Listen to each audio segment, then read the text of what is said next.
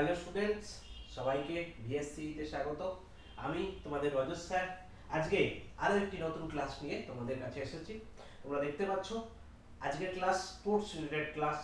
এটা sports related part 3 class. এখানে sports related যে বিষয়গুলোকে নিয়ে আমি কভার করিনি এর আগে, সেই টপিকগুলোকে আমি এইখানে শেষ করব। তোমাদের স্পোর্টস রিলেটেড পার্ট 1 ক্লাসে কোনগুলো ছিল?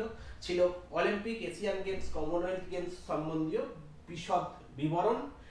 আমাদের পার্ট 2 তে ছিল বিভিন্ন খেলার সাথে যুক্ত ট্রফি এবং বিভিন্ন খেলার সাথে যুক্ত স্টেডিয়াম। আজকে পার্ট 3 তে আমি স্টেডিয়াম, ফিফা, আইসিসি, আমাদের ফেডারেশন অফ ইন্টারন্যাশনাল হকি, এইগুলোকে নিয়ে আমি কিন্তু আলোচনা করব। আচ্ছা, ক্লাসটা আমাদের মোটামুটি প্রতিটি পরীক্ষা, রাজ্য সরকার থেকে আরম্ভ করে কেন্দ্র সরকার, আমাদের রেল থেকে আরম্ভ করে পুলিশ, সমস্ত পরীক্ষার জন্য এই ক্লাসটা খুবই গুরুত্বপূর্ণ তোমাদের জন্য। খুব ভালোভাবে ক্লাসটাকে উপভোগ করো এবং এই ক্লাসের ইনফরমেশন খাতায় নোট ডাউন করতে পারো, বা এই ক্লাস থেকে তোমরা বারবার রিপিট করে করে দেখে দেখে এই ক্লাসটাকে তোমরা রেডি করার চেষ্টা করো। কারণ মোটামুটি তুমি যদি বারবার একটা ক্লাসকে দেখো, তাহলে মোটামুটি তুমি একটা জায়গা পর্যন্ত পৌঁছে যেতে পারবে বা একটা জায়গায় পৌঁছতে পারবে এই ক্লাসটার উপর ভিত্তি করে। আচ্ছা, আর দেরি করবো না, ক্লাসটা শুরু করব।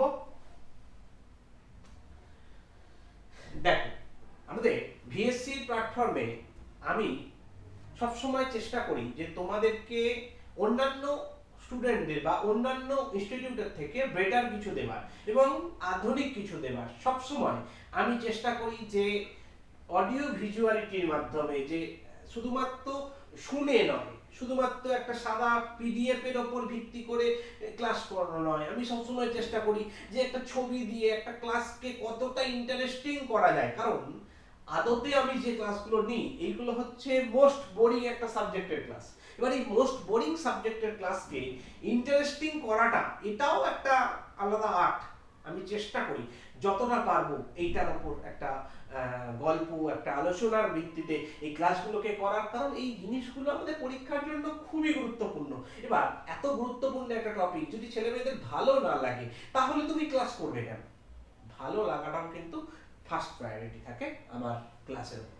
দেখো, আমরা প্রথমে কিছু ক্রিকেট স্টেডিয়াম নিয়ে আমরা আলোচনা করব। দেখো, আমরা কোন কোন স্টেডিয়াম নিয়ে আলোচনা করছি।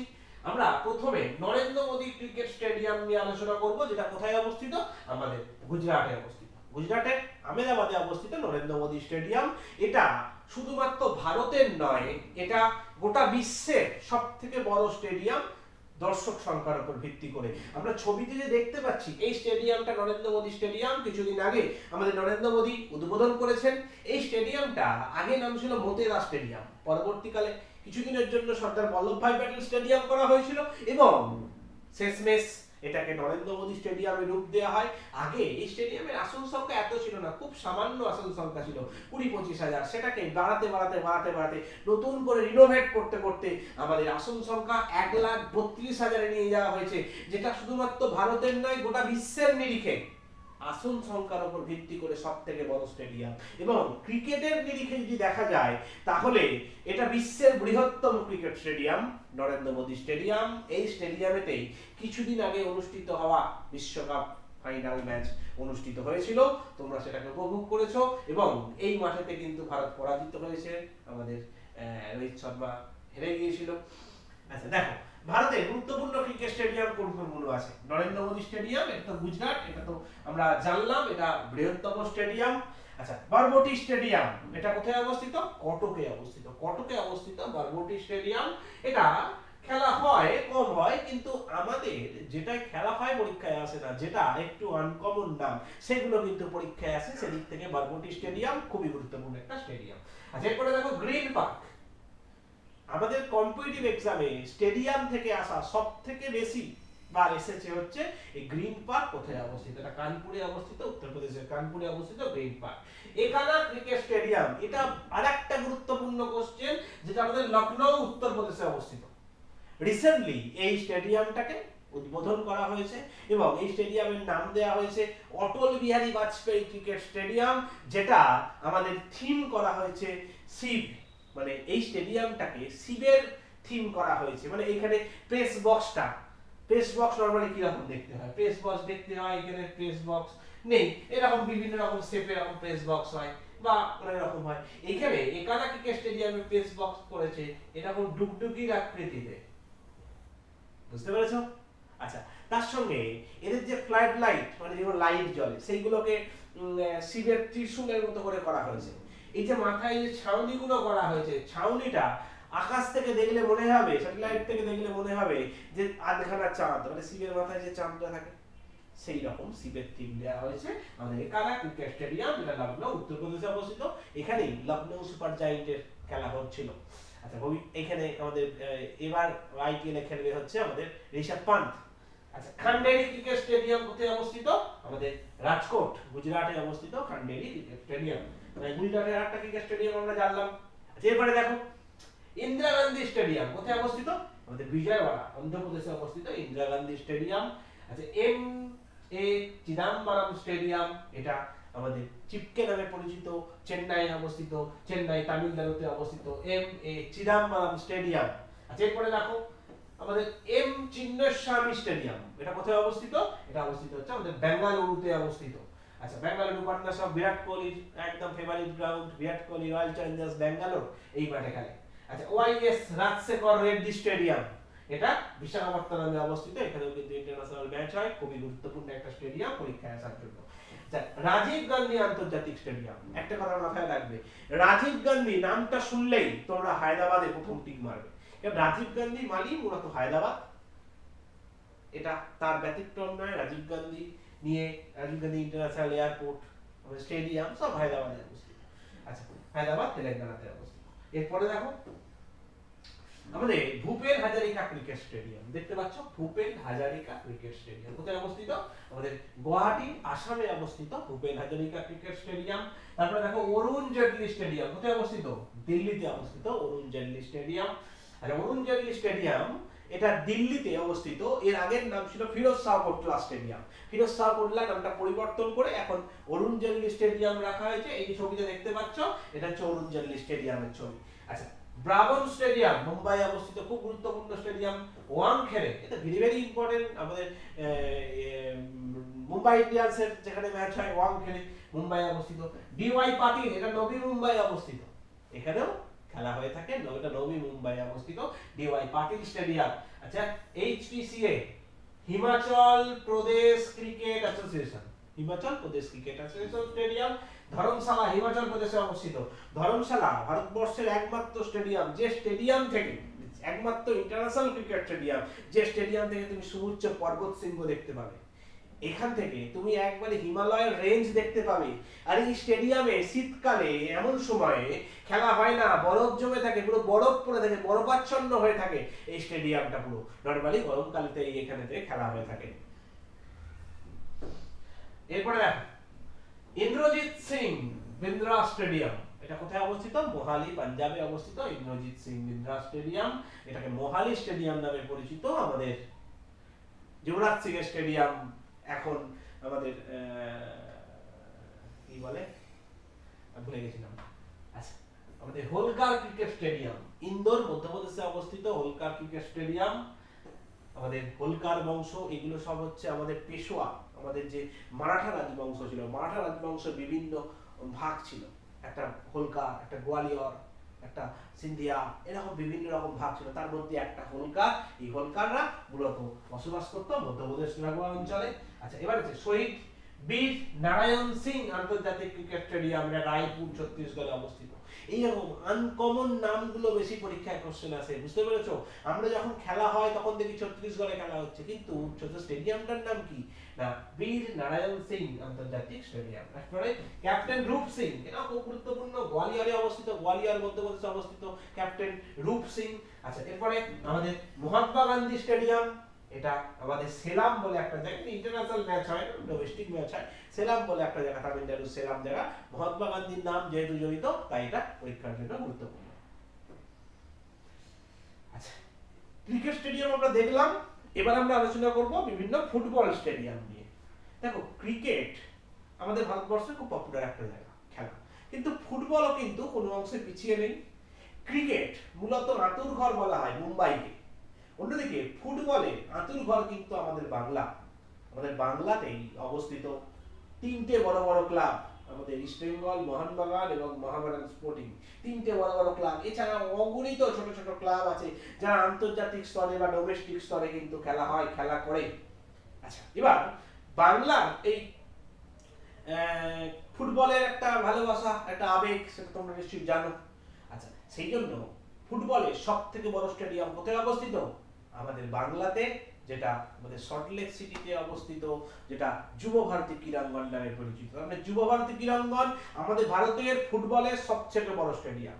ক্রিকেটের সব থেকে বড় স্টেডিয়াম আমাদের নরেন্দ্র মোদী স্টেডিয়াম। দেখো, আমাদের যুব ভারতী ক্রীড়াঙ্গন কোথায় অবস্থিত? কলকাতাতে অবস্থিত। আচ্ছা, এরপরে ইন্দিরা গান্ধী অ্যাথলেটিক স্টেডিয়াম, এটা কোথায় অবস্থিত? গুয়াহাটি, আসামে অবস্থিত ইন্দিরা গান্ধী অ্যাথলেটিক স্টেডিয়াম। আচ্ছা, এরপরে আমাদের ফাতোরদা স্টেডিয়াম, এটা গোয়া, মারগাঁও গোয়া। ফুটবলে আরেকটা গুরুত্বপূর্ণ জায়গা হচ্ছে কিন্তু গোয়া। এই গোয়া খুব ফুটবলের উপর একটা ভালোবাসা আছে এবং গোয়ার উপর একটা ফুটবলের একটা টানও আছে এবং ইন্টারন্যাশনাল টিমে গোয়া থেকে প্রচুর ছেলে কিন্তু খেলে। বিরসা মুন্ডা ফুটবল স্টেডিয়াম, বিরসা মুন্ডা নাম দিয়ে দুটো স্টেডিয়াম দেখবো, প্রথমটা ফুটবল, এরপর একটা হকি। বিরসা মুন্ডা মানেই হচ্ছে ঝাড়খণ্ড, মানেই হচ্ছে রাঁচি। এই যে ছবিতে দেখতে পাচ্ছ যে স্টেডিয়ামটা, এটা হচ্ছে যুব ভারতী ক্রীড়াঙ্গন। ফুটবল স্টেডিয়াম ম্যাক্সিমাম ক্ষেত্রে মাল্টিপারপাস স্টেডিয়াম। মাল্টিপারপাস স্টেডিয়াম কাকে বলা হয়? দেখো, মাঝখানে ফুটবলের কোর্ট করা আছে এবং ধারে অ্যাথলেটিকদের জায়গা করা আছে এবং এছাড়া লং জাম্প, হাই জাম্প, বিভিন্ন প্রতিযোগিতা কিন্তু এখানে হতে পারে। এরপরে স্টেডিয়াম দেখো, আমাদের গ্যাংটক সিকিমে অবস্থিত পালজোর স্টেডিয়াম। পালজোর স্টেডিয়াম গ্যাংটক সিকিমে অবস্থিত, একদম মাউন্টেন এরিয়াতে অবস্থিত। এই স্টেডিয়াম থেকেও কিন্তু তুমি হিমালয়কে দেখতে পাবে, কাঞ্চনজঙ্ঘাকে দেখতে পাবে। কাঞ্চনজঙ্ঘা স্টেডিয়াম শিলিগুড়ি, পশ্চিমবঙ্গতে অবস্থিত কাঞ্চনজঙ্ঘা স্টেডিয়াম। আর এরপরে জওহরলাল নেহেরু স্টেডিয়াম, এটা দিল্লিতে অবস্থিত জওহরলাল নেহেরু স্টেডিয়াম। আমাদের কাঞ্চনজঙ্ঘা স্টেডিয়াম শিলিগুড়িতে যেটা অবস্থিত, এই স্টেডিয়ামে যখন আমাদের যুব ভারতী ক্রীড়াঙ্গন বন্ধ ছিল রিনোভেশনের জন্য, তখন ম্যাক্সিমাম ম্যাচ কিন্তু এখানে অনুষ্ঠিত হয়েছে। আচ্ছা, এরপরে শ্রী কান্তিভা স্টেডিয়াম, এটা বেঙ্গালুরু কর্ণাটকে অবস্থিত। তারপরে নেহেরু স্টেডিয়াম, এটা গুরগাঁও হরিয়ানাতে অবস্থিত। গুরগাঁও হরিয়ানাতে অবস্থিত নেহেরু স্টেডিয়াম। এরপরে স্টেডিয়াম ভারতের গুরুত্বপূর্ণ হকি স্টেডিয়াম। আচ্ছা, ক্রিকেটের আঁতুড়ঘর মুম্বাই, ফুটবলের আঁতুড়ঘর বাংলা, আর হকির আঁতুড়ঘর আগে ছিল পাঞ্জাব, এখন হয়েছে ওড়িশা। আচ্ছা, তার মানে হকির সব বড় বড় স্টেডিয়াম কিন্তু ওড়িশাতে অবস্থিত। এটা মাথায় রাখবে। দেখো, আমাদের কলিঙ্গ স্টেডিয়াম, ওর সব থেকে পপুলার স্টেডিয়াম হকির যদি বলা হয় কলিঙ্গ স্টেডিয়াম, যেটা ওড়িশাতে অবস্থিত। হকির সব থেকে বড় stadium Birsa Munda hockey stadium. এই বিরসা মুন্ডা কিন্তু ঝাড়খণ্ডে অবস্থিত নয়, এটা কোথায় অবস্থিত? রাউরকেল্লা, ওড়িশাতে অবস্থিত বিরসা মুন্ডা হকি স্টেডিয়াম। এছাড়া ধ্যানচাঁদ ন্যাশনাল স্টেডিয়াম দিল্লিতে অবস্থিত। মেয়র রাধাকৃষ্ণন স্টেডিয়াম চেন্নাইয়ে অবস্থিত। এছাড়া আন্তর্জাতিক হকি স্টেডিয়াম যেটা রাজনন্দাগাঁও তে অবস্থিত, এটা কোথায় অবস্থিত? ছত্তিশগড়ে। ছত্তিশগড়ে অবস্থিত রাজনন্দাগাঁওয়ে এটা ইন্টারন্যাশনাল হকি স্টেডিয়াম অবস্থিত। আচ্ছা, এরপরে পেজে চলে গেলাম। এবারে আমাদের আইসিসি নিয়ে আলোচনা করব, ইন্টারন্যাশনাল ক্রিকেট কাউন্সিল। ছবিটা একটু এডিটিং এর জন্য কেটে কেটে গেছে, মানে আমি ঠিক লিখেছিলাম কিন্তু এইখানে যখন আমি ফরম্যাটে যখন ফেললাম ছবিটা, একটু দেখলাম কেটে গেল, কেটে তো এডিট করা যায় না, কিছু করার নেই, তবে বুঝতে অসুবিধা হচ্ছে না। এই যে আইসিসির ভবন, এই ভবনকে নিয়ে আমরা জানবো। ইন্টারন্যাশনাল ক্রিকেট কাউন্সিলের ভবন দুবাইতে অবস্থিত। দেখো, আচ্ছা, আন্তর্জাতিক ক্রিকেট কাউন্সিল যেটাকে আইসিসি বলা হয়, দেখতে পাচ্ছ আইসিসির লোগো। এটা ক্রিকেটের বিশ্বব্যাপী নিয়ামক সংস্থা, গোটা বিশ্ব থেকে ক্রিকেটকে এরা কন্ট্রোল করে থাকে। আচ্ছা, এটি 1909 সালে অস্ট্রেলিয়া, ইংল্যান্ড এবং দক্ষিণ আফ্রিকার প্রতিনিধি দ্বারা ইম্পেরিয়াল ক্রিকেট সম্মেলন হিসাবে প্রতিষ্ঠিত হয়েছিল। তার মানে আমাদের প্রথমে এটা আইসিসি নাম ছিল না। 1909 সালে যখন অস্ট্রেলিয়া, ইংল্যান্ড এবং দক্ষিণ আফ্রিকার প্রতিনিধি দ্বারা যেটা তৈরি হয়েছিল, তার নাম কি ছিল? ইম্পেরিয়াল ক্রিকেট সম্মেলন। ঠিক আছে, হলো। তারপরে 1965 সালে এই সংস্থাটির নাম পরিবর্তন হয়, নাম পরিবর্তন করে কি হয় না আন্তর্জাতিক ক্রিকেট সম্মেলন নাম হয়। ঠিক আছে হলো। আচ্ছা, এবং এটা কতদিন পর্যন্ত থাকে? 87 সাল পর্যন্ত থাকে। 1987 সালের পরে এর নাম হয় হচ্ছে আমাদের আইসিসি, ইন্টারন্যাশনাল ক্রিকেট কাউন্সিল। দেখো, এই যে আইসিসি যেটা নিয়ে আলোচনা করছি তার সদর দপ্তর কোথায়? দুবাইতে অবস্থিত। কিন্তু 1909 থেকে 1925 সাল পর্যন্ত এর সদর দপ্তর লন্ডনে ছিল। কেন লন্ডনে ছিল? কারণ ইংল্যান্ডই তো ক্রিকেটের আতুর ঘর, ক্রিকেটের স্রষ্টা, লন্ডনে ছিল। আচ্ছা, তারপরে সেটা 2005 এর পর থেকে দুবাইতে স্থানান্তরিত হয়। আচ্ছা, এরপরে ক্রিকেটের সদস্য পদ এটা কিন্তু চেঞ্জেবল। আজকের ডেট মানে জানুয়ারি 2025 অনুসারে আইসিসি সদস্য সংখ্যা হচ্ছে 108টি সদস্য। 108টি সদস্যের মধ্যে পূর্ণাঙ্গ সদস্য হচ্ছে 12টি। পূর্ণাঙ্গ সদস্য কাদের বলে? যে সমস্ত সদস্য টেস্ট ম্যাচ খেলে তাকে বলা হয় পূর্ণাঙ্গ সদস্য। সেই সদস্য সংখ্যা হচ্ছে 12টি এবং সহকারী সদস্য হচ্ছে 96টি। 96টি সহকারী, 12টা পূর্ণাঙ্গ সদস্য। এই সদস্য নিয়ে তৈরি 108টি সদস্য নিয়ে আমাদের আইসিসি তৈরি। এরপরে ক্রিকেট বিশ্বকাপ, আইসিসি সবথেকে বড় ইভেন্টের নাম ক্রিকেট বিশ্বকাপ। এটা কবে থেকে প্রতিষ্ঠা হয়, কে প্রথম জয়লাভ করে, এগুলোকে আমরা দেখব। দেখো, প্রতি বছর আইসিসি প্রতি 4 বছর ছাড়া, প্রতি বছর নয়, প্রতি 4 বছর ছাড়া এই প্রতিযোগিতা আয়োজন করে। আর তার সঙ্গে এই বিশ্বকাপ 1975 সালে প্রথম অনুষ্ঠিত হয়েছিল। দেখো, ইংল্যান্ডের নিয়ামক সংস্থা, ইংল্যান্ড নিয়ে অনুষ্ঠিত হবে প্রথম বিশ্বকাপ। প্রথম বিশ্বকাপ ইংল্যান্ডে অনুষ্ঠিত হয়েছিল, জয়লাভ করেছিল হচ্ছে ওয়েস্ট ইন্ডিজ। ওয়েস্ট ইন্ডিজ তার মানে প্রথম বিশ্বকাপ জয়লাভ করে। দ্বিতীয় বিশ্বকাপও কিন্তু ওয়েস্ট ইন্ডিজই জয়লাভ করেছিল। আচ্ছা, এরপরে দেখো আমাদের ভারতে অনুষ্ঠিত হওয়া 2023 ক্রিকেট বিশ্বকাপ, 2023 বিশ্বকাপ যেটা বললাম নরেন্দ্র মোদী স্টেডিয়ামে অনুষ্ঠিত হয়েছিল, সেখানে ভারত সেখানে জয়লাভ করেছিল অস্ট্রেলিয়া। আমাদের ভারতকে পরাজিত করে তখন অস্ট্রেলিয়া জয়লাভ করেছিল। আচ্ছা, অস্ট্রেলিয়া মোট কবার খেতাব জিতেছে?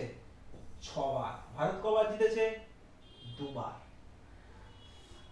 আচ্ছা, দেখো এখানে আমি রোড ম্যাপ দিচ্ছি ভবিষ্যতে কখন কোথায় কি খেলা হবে। 2024-এ যে আমাদের টি-20 বিশ্বকাপ হলো, এখানেই আমাদের বিরাট কোহলি, রোহিত শর্মা ম্যাচ জিতেছে এবং অবসর ঘোষণা করেছে। এই টি-20 বিশ্বকাপ 2024 ওয়েস্ট ইন্ডিজ এবং আমাদের আমেরিকাতে অনুষ্ঠিত হয়েছিল। কিছুদিন পরেই আমাদের চ্যাম্পিয়ন্স ট্রফি অনুষ্ঠিত হবে, যেটা পাকিস্তান এবং ভারতের ম্যাচগুলো দুবাইতে অনুষ্ঠিত হবে। তারপরে 2026-এ টি-20 বিশ্বকাপ ভারত এবং শ্রীলঙ্কায় অনুষ্ঠিত হবে। তারপরে 2027-এ আমাদের বিশ্বকাপ, যেটা অরিজিনাল বিশ্বকাপ, যেটা ওয়ানডে ওডিআই বিশ্বকাপ, যেটা সাউথ আফ্রিকা, জিম্বাবুয়ে এবং নামিবিয়াতে অনুষ্ঠিত হবে। তারপরে আবার টি-20 বিশ্বকাপ। টি-20 বিশ্বকাপ কিন্তু 2 বছর ছাড়া হয়, আর নর্মাল বিশ্বকাপ 4 বছর ছাড়া হয়। এই 27-এর পর দেখো আবার হবে 31-এ, সেবারে কিন্তু ইন্ডিয়াতে হবে। মাঝখানে আবার চ্যাম্পিয়ন্স ট্রফি হবে 29-এ, সেটাও ইন্ডিয়াতে হবে। তারপরে আমাদের টি-20 বিশ্বকাপ হবে, সেটা আমাদের ইংল্যান্ড এবং আয়ারল্যান্ড, স্কটল্যান্ড এই সমস্ত দেশে অনুষ্ঠিত হবে। তার মানে আপকামিং যে ক্রিকেট বিশ্বকাপ যে অনুষ্ঠিত হতে চলেছে, ক্রিকেটের বিভিন্ন ফরম্যাটের গেম, সেগুলো কোথায় কখন অনুষ্ঠিত হবে, আমাদের পরীক্ষায় কোশ্চেন আসবে এবং এসেছে, সেগুলো আমরা এখানে দেখতে পেলাম। আচ্ছা, এরপরে চলে যাব আমরা যে ক্রিকেট বা কোন দল কতগুলো বিশ্বকাপ জিতেছে। দেখো, সেই তালিকা আমি এখানে তোমাদের সামনে তুলে ধরেছি। তোমাদের জন্য চেষ্টা করি যতটা সম্ভব আমাদের বেশ চমকপ্রদ ভাবে ক্লাসটাকে প্রেজেন্ট করা। দেখো, আমাদের অস্ট্রেলিয়া, দেখো এইখানে 5 বার আছে, কারণ এইটা হচ্ছে লাস্টটা নেই, মানে 2023 এর পরে প্লাস 2023, মোট 6 বার। আচ্ছা, ভারত 83 এবং 11। আচ্ছা, এটা ওয়েস্ট ইন্ডিজ পরপর 2 বার 75 এবং 79। আমাদের পাকিস্তান একবার জিতেছে, ইংল্যান্ড একবার জিতেছে, শ্রীলঙ্কা একবার জিতেছে। এইগুলো সব এক একজন করে প্রতিবার খেলা জিতেছে। আচ্ছা, এবার দেখো ভারতীয় ক্রিকেট দল 83 এবং 11 সালে এই বিশ্বকাপ জিতেছে। পরবর্তী 2027-এর বিশ্বকাপ আমাদের দক্ষিণ আফ্রিকা, জিম্বাবুয়ে এবং নামিবিয়াতে অনুষ্ঠিত হবে। এটাকে নিয়ে আলোচনা করেছি। আচ্ছা, এরপরে চলে যাবো আমরা ফিফা। ফুটবলের সব থেকে বড় নিয়ামক সংস্থা হচ্ছে এই ফিফা। দেখো ফিফাকে নিয়ে আমরা জানবো। ফিফা কথার অর্থ কি? Federation of international football association. এটা কত সালে প্রতিষ্ঠা হয়? 1904 সালে। আমাদের আইসিসি 1909 সালে, এটা 1904 সালে, 5 বছর আগে। খুব ভালো বিষয়। আচ্ছা, এবার দেখ, ফিফার সদর দপ্তর সুইজারল্যান্ডে অবস্থিত। তবে ফিফা যখন প্রতিষ্ঠা হয় এই 1904 সালে, তখন এর সদর দপ্তর কিন্তু ফ্রান্সের প্যারিসে প্রতিষ্ঠা হয়েছিল। পরবর্তীকালে সেটা সুইজারল্যান্ডে চলে যায়। আচ্ছা, এবারে দেখো এই পাশে ফিফা যে বিশ্বকাপ যে হয়েছে, সেই বিশ্বকাপ, এটা প্রথম বিশ্বকাপ 1930 সালে হয়েছে। 1930 সালে প্রথম বিশ্বকাপ হয়েছে। এবং সেই বিশ্বকাপ কারা কবার জিতেছে? আমাদের আর্জেন্টিনা লাস্ট বিশ্বকাপ জিতেছে 22 সালে, 3 বার জিতেছে। সব থেকে বেশি জিতেছে ব্রাজিল, 5 বার। আচ্ছা, জার্মানি 4 বার। এরকম বিভিন্ন দেশ যারা যতবার বিশ্বকাপ জিতেছে, এই তালিকাটা দিয়েছি। এই তালিকাটা আমাদের কিন্তু রেডি করতে হবে। তোমাদের জন্য যতটা সম্ভব আমি নোট তৈরি করা দেওয়ার চেষ্টা করি। এই নোট তৈরি করতে আমার মানে একটা আধ ঘন্টা 40 মিনিটের ক্লাসের নোট তৈরি করতে টাইম লাগে মোটামুটি ঘন্টা 2-3 বা 4 লেগে যায়। বিভিন্ন নোট বিভিন্ন দৈর্ঘ্যের হয়ে থাকে। আবার সেই নোটটা আমাকে এই যে স্লাইড তৈরি করে পিপিটি করে রেডি করতে আরো 4-5 ঘন্টা টাইম লাগে। তার মানে একটা দীর্ঘ টাইম তোমাদের জন্য শুধুমাত্র আমি ইনভেস্ট করি, তোমরা যাতে করে আরো বেটার পরিষেবা পাও, বা তোমরা যাতে করে অন্য স্টুডেন্টদের থেকে আরো 2-4 নম্বর বেশি পেতে পারো। সেই জন্যই এত পরিশ্রম। তোমাদের কাজ কি? পড়াটা মন দিয়ে করা। আচ্ছা, এবারে দেখো আমাদের ফিফার সদস্য দেশের সংখ্যা, আমাদের টোটাল প্রথম যখন হয় তখন 7টা দেশ নিয়ে প্রতিষ্ঠা হয়েছিল, মানে 1904 সালে। তারপরে এখন বর্তমানে 211টি দেশ ফিফার সদস্য। ফিফার নীতিবাক্য কি? না খেলার জন্য বিশ্বের জন্য, এটা ফিফার নীতিবাক্য। ফিফার প্রথম সভাপতি এই ম্যাসিয়ে জুলেরিনে, এরা হচ্ছে প্রথম সভাপতি। আচ্ছা, ফুটবল বিশ্বকাপের জনককে? ওই একই ব্যক্তি, আমাদের জুলেরিনে এবং হেনরি ডেলন, এই দুজন ব্যক্তি আমাদের ফুটবল বিশ্বকাপের প্রতিষ্ঠাতা বা ফুটবল বিশ্বকাপের জনক। আচ্ছা, এখানে আমি একটা তালিকা তৈরি করেছি। দেখো আমাদের 221টা যে ফিফার মেম্বার আছে, তার মধ্যে আমাদের ফুটবল বিশ্বকাপে পার্টিসিপেট করেছে মাত্র 78 জন মেম্বার। বাকিরা কিন্তু পার্টিসিপেট করে। এটা র্যাঙ্কিং এর ব্যাপার আছে। প্রথম 10 জন, প্রথম 5 জন বিভিন্ন মহাদেশ থেকে পার্টিসিপেট করে, চান্স পায়। বাকিরা চান্স পায় না, যেমন ভারত চান্স পায় না। আচ্ছা, এখান থেকে দেখো সব থেকে বেশিবার চান্স পেয়েছে হচ্ছে ব্রাজিল, 21 বার। 21টা খেলা হয়েছে, 21 বারই ব্রাজিল চান্স পেয়েছে। এরকম বেশ কিছু দেশ চান্স পেয়েছে। আমাদের ইন্ডিয়া 1 বারও চান্স পায় না, অস্ট্রেলিয়া 5 বার চান্স পেয়েছে, রাশিয়া 11 বার চান্স পেয়েছে, নর্দার্ন আয়ারল্যান্ড 3 বার চান্স পেয়েছে, ইউএসএ 10 বার চান্স পেয়েছে। এরকম ভাবে বিভিন্ন দেশ চান্স পেয়েছে। আচ্ছা, এরপরে দেখো আমরা ফিফা ওয়ার্ল্ড কাপের সূচনা 1930 সালে হয়েছে। আচ্ছা, ফিফা প্রতিষ্ঠা হয়েছে 1904, কিন্তু ফিফা বিশ্বকাপ কিন্তু 1904 সালে হয়নি। সেটা কত সালে হয়েছে? 1930 সালে। সেটা আমাদের উরুগুয়েতে হয়েছিল, চ্যাম্পিয়ন উরুগুয়ে হয়েছিল। খুব ভালো জিনিস যে উরুগুয়েতে হয়েছে, উরুগুয়ে চ্যাম্পিয়ন হয়েছে। সেখানে আইসিসির ক্ষেত্রে ইংল্যান্ডে হয়েছে, চ্যাম্পিয়ন হয়েছে ওয়েস্ট ইন্ডিজ। আচ্ছা, উরুগুয়ে কাকে পরাজিত করেছে? আর্জেন্টিনাকে পরাজিত করে খেতাব জিতেছে। আচ্ছা, এবারে 2022 যে প্রতিযোগিতা হয়েছিল, যেটা কাতারে অনুষ্ঠিত হয়েছিল, সেটা আমাদের চ্যাম্পিয়ন হয়েছে আর্জেন্টিনা। কাকে হারিয়ে? ফ্রান্সকে হারিয়ে আর্জেন্টিনা কিন্তু চ্যাম্পিয়ন হয়েছে।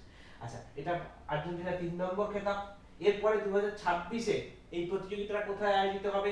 না মার্কিন যুক্তরাষ্ট্র এবং মেক্সিকো, এরা দুজন মিলে যৌথভাবে এই প্রতিযোগিতাটা আয়োজন করবে। তোমরা আপকামিং ফিফা ওয়ার্ল্ড কাপের একটা চার্ট তৈরি করেছি। দেখো আমাদের 2026 ইউএসএ, মেক্সিকো, কানাডাতে অনুষ্ঠিত হবে। 2030 আমাদের ফিফা ওয়ার্ল্ড কাপের কত বছর? 100 বছর। স্পেশাল মুভমেন্ট প্রথমে হওয়ার কথা ছিল হচ্ছে আমাদের পর্তুগাল, স্পেন এবং মরক্কোতে প্রথমে হওয়ার কথা ছিল। পরবর্তীকালে যেহেতু উরুগুয়েকে নিতে হবে, তাই উরুগুয়ে, প্যারাগুয়ে এবং আর্জেন্টিনা, 3টে ফুটবল খেলার ভালো দেশ, তাদেরকে নিয়ে এতগুলো দেশে 2030-এ ফুটবল বিশ্বকাপ অনুষ্ঠিত হবে। 2034-এ বিশ্বকাপ একমাত্র সৌদি আরবে অনুষ্ঠিত হয়। সৌদি আরব একাই কিন্তু এই অনুষ্ঠানটা আয়োজন করবে, কারণ এই একটা বিশ্বকাপ আয়োজন করতে গেলে অনেক মাঠ লাগে, অনেক দল লাগে, অনেক খেলা লাগে, অনেক কিছু টাকা পয়সা লাগে, এগুলো সব দেশ একাত করতে পারে না, অতগুলো মাঠ নেই, অতগুলো দলকে প্র্যাকটিস করানোর জন্য আলাদা যে গ্রাউন্ড দরকার সেটা নেই, পারে না। সৌদি আরব পেরেছে। আচ্ছা, এরপরে দেখো,